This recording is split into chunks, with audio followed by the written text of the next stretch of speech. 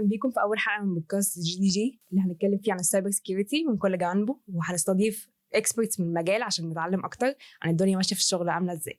والنهارده عندنا موضوع شيق جدا اللي هو ايه اللي احنا اتعلمناه في الكليه وايه اللي اتعلمناه في الشغل. النهارده معانا ضيف مميز جدا وهو الدكتور والمهندس محمد الفقي اللي هيحكي لنا تجربته وازاي بدأ في المجال وايه اللي وصل له لحد دلوقتي. أهلا بيكي، ويسعدني اللقاء الجميل ده اللي يعني ظهرت الشباب فيه، يعني بيكتسبوا خبرة من الناس الكبار، وإحنا دي مهمتنا، تواصل للأجيال ونقل خبرات للجيل اللي بعدين. كل واحد فينا عنده حدوته هو بطلها. ممكن حضرتك تحكي لنا قصتك وازاي بدأت المجال وايه اللي وصلت له لحد دلوقتي؟ الصراحة أنا متخرج سنة 95، فطبعا ما كانش في حاجة اسمها سايبر سيكيورتي، ونظرا للخلفية بتاعتي فأنا كنت شغال كمبيوتر انجينيرينج في الأول. قعدت حوالي 9 سنين كده، لكن غيرت المجال بتاعي من كمبيوتر انجينيرينج لكمبيوتر ديفلوبر، نظرا لأن احنا مش موجود إمكانية إن أنت تشتغلي انجينير ككمبيوتر، فاتجهت للسوفت وير ديفلوبمنت. تمام، قعدت حوالي سنين كتيرة سوفت وير ديفلوبر. بعد كده باحتكاكي بقى مع الناس، انا كنت الاول اعمل السوفت وير واعمل له ديليفر وماليش دعوه، لكن ابتدى بقى الاحتكاك يجي من الاوبريشن، ان انا اوبريت السوفت وير ده، وده كان اول تعامل يعني مع الاند يوزر والجمهور. فطبعا الاند يوزر مش عندنا بس في مصر، في اي حته في العالم اول حاجه بيفكر فيها how to break the system. انا ما احطه على سيستم، اول حاجه يعني يفكر فيها how to break the system. فابتدى من هنا اغير الكارير بتاعي. ابتدت تحصل شويه حوادث ورا بعض متتاليه. طبعا انا بعمل الديفلوبر بيبقى دماغه ان هو متركب بروبلم سولفينج، فطبعا it is a game زي السكيورتي جيم كده، لما بنقسم فريقين بلو وريد، هو نفس الكلام برضو. الديفلوبر كديفلوبر انا بعمل سوفت وير يجمع 1+1=2، لا هو بدل 1 هخليهم 5. فشوف البرنامج هيعمل ايه. تيجي بقى انت تعملي تريس للشغل بتاع الاند يوزر وتقفلي الجابس اللي في البرنامج. هو البرنامج فانكشنالي 100%، لكن انت مش عارفه الجابس اللي الاند يوزر هيعملها. ابتديت اكتسب المهارات بتاعت السيكيورتي واحده واحده من مجال الديفلوبمنت. فطبعا كباك جراوند على نتورك، برضو لازم الديفلوبر يعرف نتورك كويس عشان يفهم الاستراكشر بتاع الكلاينت سيرفر اركتكتشر بيشتغل ازاي. ابتديت اتعامل مع الناس وابدا احل المشاكل، سواء بقى ايه اللي كان بيفصل النتورك علشان الكمبيوتر ما يرميش داتا على السيرفر. ابتديت اعمل سوفت وير عشان يعمل تريسنج لللوجز، علشان اعرف ايه اللي بيحصل في الكمبيوتر وانا مش عارف الكمبيوتر قدامي شغال كويس، امشي بعيد عنه ما يشتغلش كويس، فطبعا حاجه مش لوجيك. من هنا ابتديت اشتغل في السوفت وير. ابتديت اول مره يعني كنت مدير نظم معلومات فندق. فالحكايه دي اول مره كان نسمع عن حاجه اسمها النت كات. نت كات ده بياخد البرود باند بتاع اليوزر من بتاع الواي فاي ويخليه ديديكيتد للجهاز واحد. فطبعا بقى ايه برضه من الحاجات اللي ابتدت تشدني، يعني الاند يوزر ده مش احسن مني يعني. فابتديت اقرا واشوف وازاي انكريبت الترافيك بتاع الواي فاي واعمل بروتكشن ليها واعمل انتي نت كات. ابتديت ادور بقى، ابتدت رجلي بقى تتسحب واحده واحده من الديفلوبمنت لحد السكيورتي، بس بالباك جراوند بتاعت الديفلوبر، باك جراوند قويه جدا ان هو يبقى فاهم الدنيا ماشيه ازاي. طيب حضرتك دلوقتي شغال ايه؟ انا شغال مساعد المدير التنفيذي لنظم وامن المعلومات لجمعيه رجال اعمال اسكندريه. طيب كان ايه اكبر تحدي حضرتك واجهته في البدايه؟ اكبر تحدي واجهته في البدايه اللي هو ازاي اقرا دماغ الاند يوزر، لان لو انا قريت دماغه هقدر اعمل البرو اكتيف بقى، ان هو ما يخلوش يكسر السيستم بتاعي، لان هو بيكسر السيستم بالنسبه لل للمانجر ان البرنامج ضعيف. فطبعا مع انه هو مش ضعيف، هو فانكشناليتي كويس، فطبعا ده اللي انا اعمل بروتكشن للسيستم بتاعي، خلاني احط السكيورتي فيرست ستيب وانا بعمل ديزاين لاي برنامج. طب حضرتك عملت الدكتوراه امتى؟ عملت الدكتوراه في 2019. كانت بتتكلم عن ايه؟ كانت تتكلم على الكلاود كومبيوتنج سيكيورتي.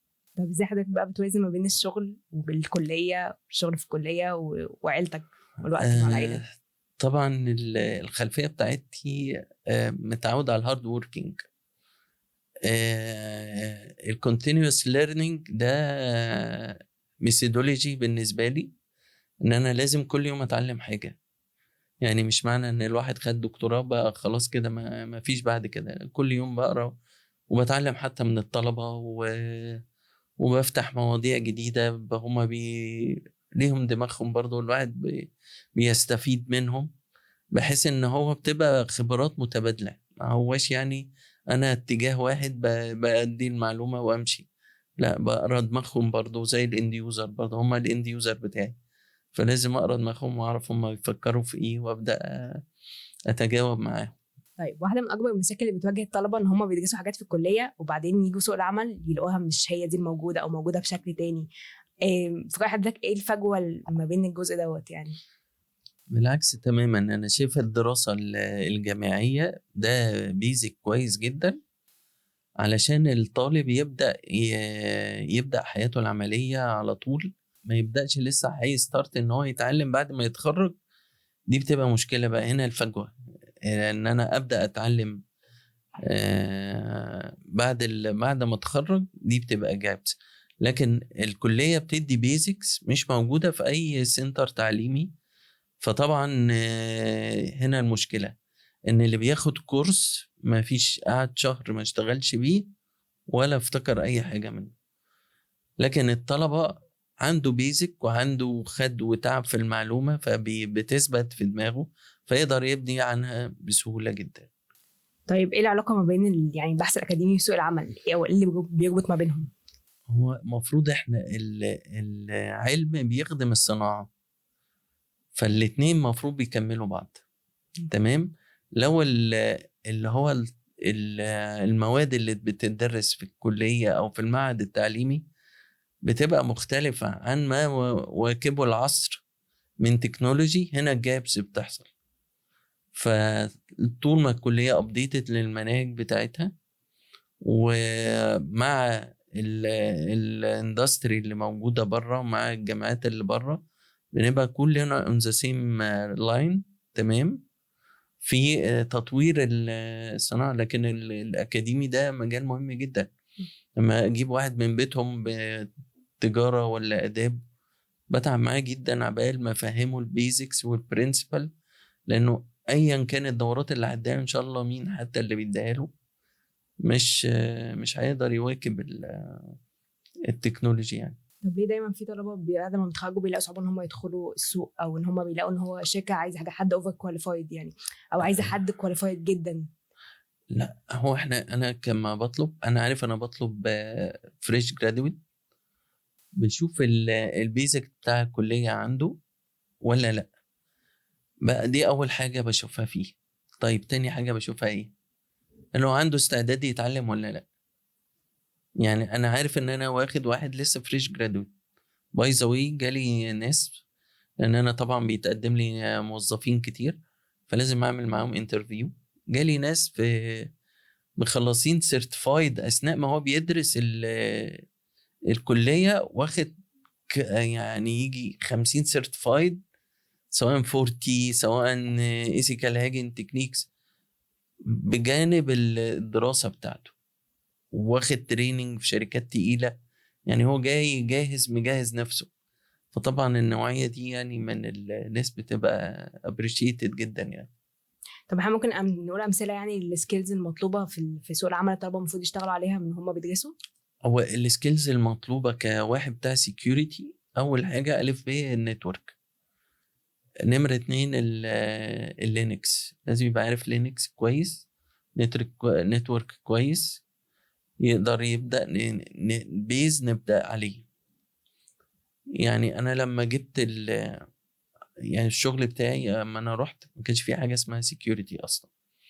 تمام، ابتديت أنشئ إدارة اسمها إدارة السيكيورتي، وطبعا دخلت ديبيت مع البورد وان احنا ماني ترانسفيرنج اوفر انترنت ولازم نسكيور الداتا ومبالغ كبيره. فابتدينا ان احنا ننشئ، خدت ابروفل ان انا انشئ اداره السكيورتي. اخترت الناس بتوع السكيورتي، واحد من قسم النتورك، تمام، واحد من قسم خدت واحد بيدرس لينكس، واحد سوفت وير. عملت كوكتيل مع بعضه علشان يبقوا فاهمين كل حاجة. يعني أنا دايما أقول للناس بتاع السيكوريتي ده شيخ الحرم، يعني ما فيش حاجة بتمشي على النتورك غير هو ما يعرفها. السوفت وير، نتورك، فايل ترانسفيرنج، فايل انكريبشن، لازم كل ده يبقى بتاع السيكوريتي عارفه. لكن البيزك ايه بتاعته النتورك واللينكس، يعني اغلب اجهزه السكيورتي بتشتغل بالاتنين، بتشتغل على النتورك وفي نفس الوقت الكونفيجريشن بتاعها بيبقى لينكس بيزد. طيب طب ازاي الستودنتس يعني يقدروا يحولوا الدراسه الاكاديميه بتاعتهم يعني تبقى هي الكور ان هم يخلوها مهارات اساسيه في الشغل، او ان هم يحاولوا يسيميوليتوا حاجه زي كده هم لسه بيدرسوا؟ هو مش هو الكور ده كور، لكن لو هو عايز يعمل جامب ستارت اب وهو بيدرس يبدا ياخد تراكس. يعني لو انا حابب الايثيكال هاكينج والبين تيستنج ابدا اخد التراكس بتاعي. لو انا حابب السوفت وير السكيورتي انجينيرنج ابدا اخد التراك بتاع السكيورتي انجينيرنج، ابدا اخد حاجات بتاعت يو تي بي زي بالو التو او فورتي نت او اي بي ام. الحاجات دي كلها بتبقى سيرتيفايد، نفس الكونسبت بس بتختلف من فيندور لفيندور. طيب ازاي يعني الستودنتس يوصلوا للناس في مؤسسات وشركات عشان ياخدوا تريننجز او ينزلوا في تدريبات معاهم في الشركه وهم لسه بيدرسوا؟ والله على حسب كل يعني هو البحث بيجي من عند الطالب. يعني بالنسبة للتريننج ده لأنه بيبقى اوفر هيد على المؤسسة، ف بيجي من عند الطالب. فاحنا بنعمل اوفر للناس، يبقى عندي مثلا 4 إدارات كتكنولوجيا معلومات، كل إدارة مثلا ما أقدر أخد الماكسيموم 4 يوزر أو 4 ستودنت عندي، بتبقى عاملين لي قلق يعني، بس توفير المكان وتوفير الأجهزة وتوفير لكن بيستفيدوا. يعني التدريب ده مهم جدا، مهم ايه اون سبوت يعني يكون في المجال. طب قد ايه مهم ان النتوركس يعني في السايبر سيكيورتي او في المجال ده، قد ايه مهم ان يكون عندنا نتورك مع ناس شغاله او ناس لسه بتدرس مع بعض لسه هم ان هم علاقتهم ببعض تكون قويه؟ إيه والله هو السيرش هو اللي بيجيب العلاقات. يعني انا رأيي ان احنا لسه مثلا بنبدأ نتعرف على فترة الجامعة دي، انترفيس ما بين البيت، مش هقول بقى المدرسة، من البيت ومن العمل. فبنبدأ نكتشف حاجات جديدة، بنبدأ تحتك بناس اشتغلت قبل كده، بنبص على زمايلنا اللي اتخرجوا قبل كده هم عملوا ايه. فبيبقى برسم الرود ماب بتاعتي على الخبرات اللي انا بكتسبها من الكلية.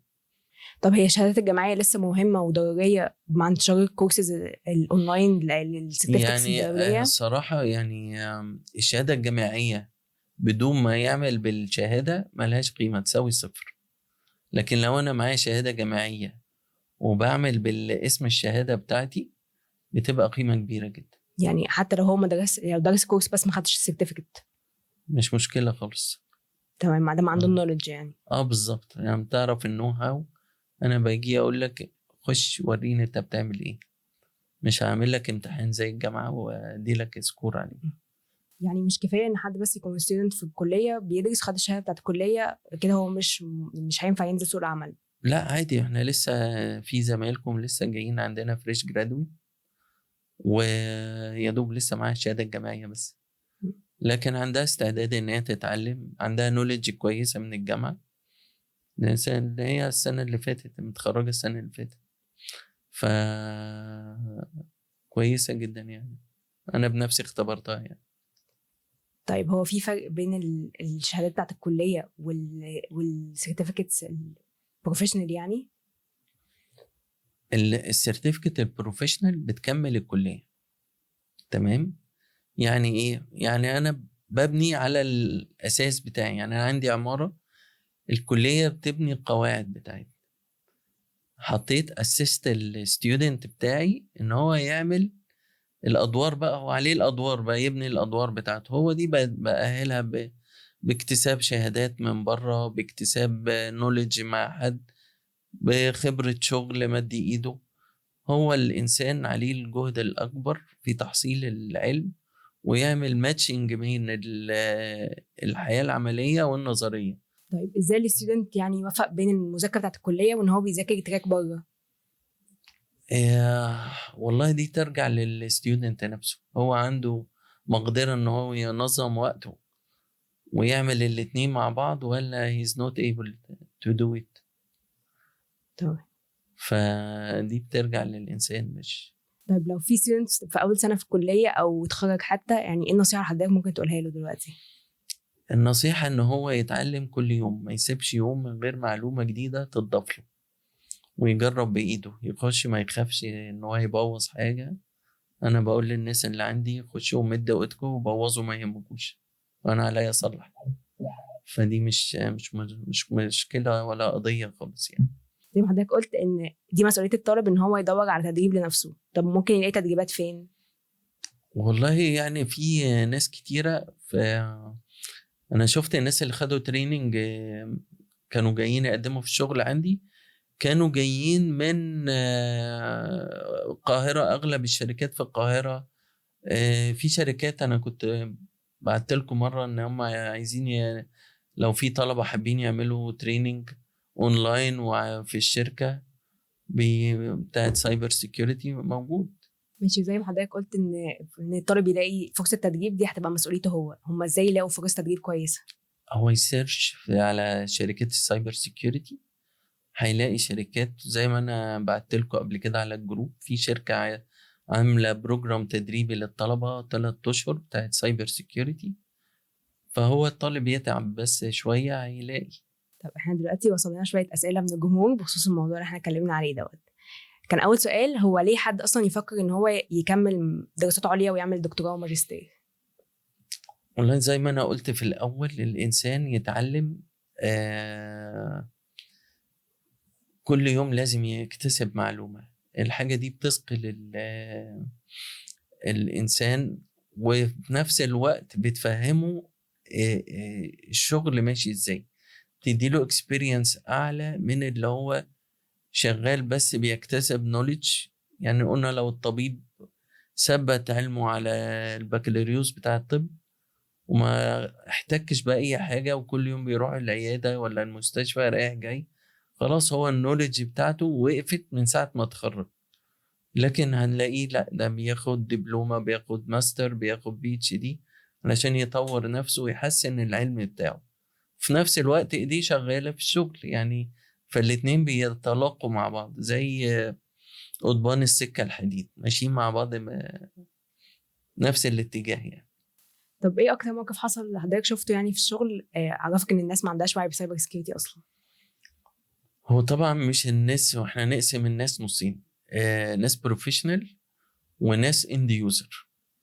تمام. الناس بروفيشنال يبقى مثلا سوفت وير ديفلوبر، نتورك، بيبقى عنده وعي بس ايه يعني نقول متوسط. الاند يوزر بتاخد وقت كبير جدا عبال ما نعمل لهم اويرنس، غير ان هو بيبقى متضايق ليه، لان انت بتقفلي عليه، وكل ما تبني security layers هو بيبقى مخنوق. كان زمان بيحط ليبل على الشاشه عليها اليوزر نيم والباسورد واللي عايز يخش. تمام. طبعا الكلام ده مش افيلبل دلوقتي، فابتديتي برضو ايه بيلدينج بلوكس. يعني كل حاجه بناخدها بنستارت سمول مع الناس. ابتدينا بالباسورد وبعدين عملنا لها اكسبيريشن، بعدين عملناها كومبلكس وهكذا. بعدين بندي بقى اويرنس تريننج وبندي امتحانات اونلاين، ده كموظف مش كستودنت. فلازم الحاجة الاويرنس ده، السكيورتي مش مسؤولية الراجل بتاع السكيورتي او اللي هو السكيورتي انجينير، ده مسؤولية كل فرد في المؤسسة. security for everyone not related to security group. فطبعا ده مسؤولية الافراد بتاعتنا. طيب مسؤوليتنا احنا ايه كناس بتوع سايبر سيكيورتي؟ ان انا اوعيهم من السوشيال انجينيرنج، لان اغلب الحاجات بتحصل بالسوشيال انجينير. اوعيهم ان ما يقعوش في فيشنج ميلز او فيشنج SMS. تمام. دي الدور بتاعي. بلس الشغل بتاعي بقى العادي اللي انا ببنيه، سواء اناليسيز او مونيتورنج او انجينيرنج للناس. ده دي السايكل كلها بتتقفل كده. مهما كان عندي سكيورتي انجينير كويس، الاويرنس بتاع الناس هيدوس على لينك هو مش عارف ايه، يضرب النتورك كلها رانسوم وير. تمام. جاست ان هو لينك فيه بروموشن لحاجه او بتاع، يروح جاي له النتورك كلها. وشفنا الحاجات دي عملي، شركات كبيره اتضربت برانسوم وير علشان مفيش اويرنس للموظفين ولا حتى للاي تي اللي عنده. فطبعا كانت مأساة. طب كان في حد بيسأل عن اول security incident يعني حصلت وحدك واجهتها؟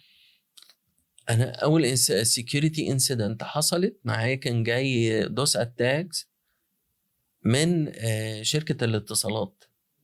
تمام. فطبعا كنت مستغرب جدا، لان هو البروفايدر بتاعي، هو السيرفيس بروفايدر بتاعي.